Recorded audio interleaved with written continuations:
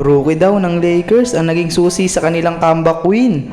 LeBron James another record na naman. Para sa ating unang balita ay patungkol dito sa rookie ng Los Angeles Lakers.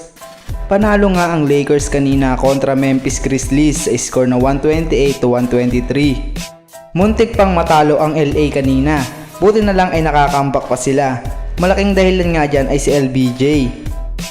Nag-struggle naman si Anthony Davis na mayroon lamang 21 points at 14 rebounds.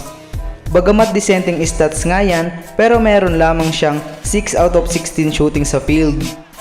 Na-foul trouble nga itong si AD, kaya naman naging limitado ang kanyang galaw dahil baka ma-foul out pa siya.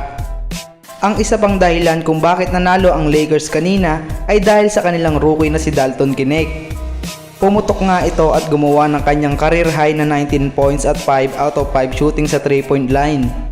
Bagamat nag-struggle si Anthony Davis, ay siya naman ang nagpunan sa kakulangan ng Los Angeles Lakers sa scoring. Kaya naman hindi napigilan ni Coach Redick na purihin itong si Dalton Knecht.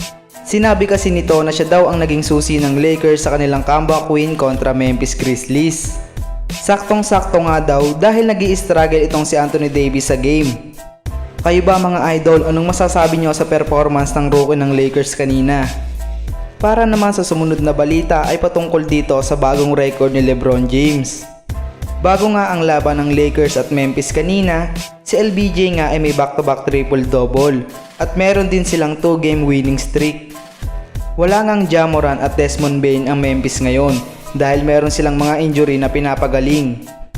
Pero kahit wala ang backcourt duo ng Memphis ay hindi sila pumayag na magkaroon ng easy win ang LA Lakers.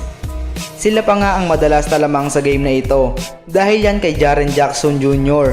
at Scottie Pippen Jr. Dinali lang talaga ng Lakers ang Memphis noong clutch moment. Ang nanguna nga sa Los Angeles Lakers ay ang oldest player ngayon sa NBA na si LeBron James.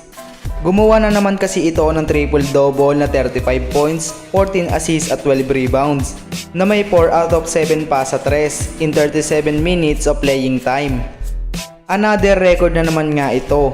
Binasag niya nga lang din ang kanyang record na oldest player na gumawa ng tatlong magkakasunod na triple-double. Hindi nga kapanipaniwala ang ginagawa ni LBJ ngayon. Dahil sa ganyang edad na almost 40, ang mga NBA player nga ay retired na o kaya umiinit na lang ang puwet sa bench. Pero itong si LeBron talaga ay hindi nagbabago ang laro. Bagkus mas lalo pa siya nag-i-improve. Dahil ngayong season ang kanyang career best sa 3. Kayo ba mga idol, anong masasabi nyo dito sa ating idol na si LeBron James? Comment lang yan sa baba at ating babasahin. Paki-like and subscribe po mga idol. Maraming salamat po.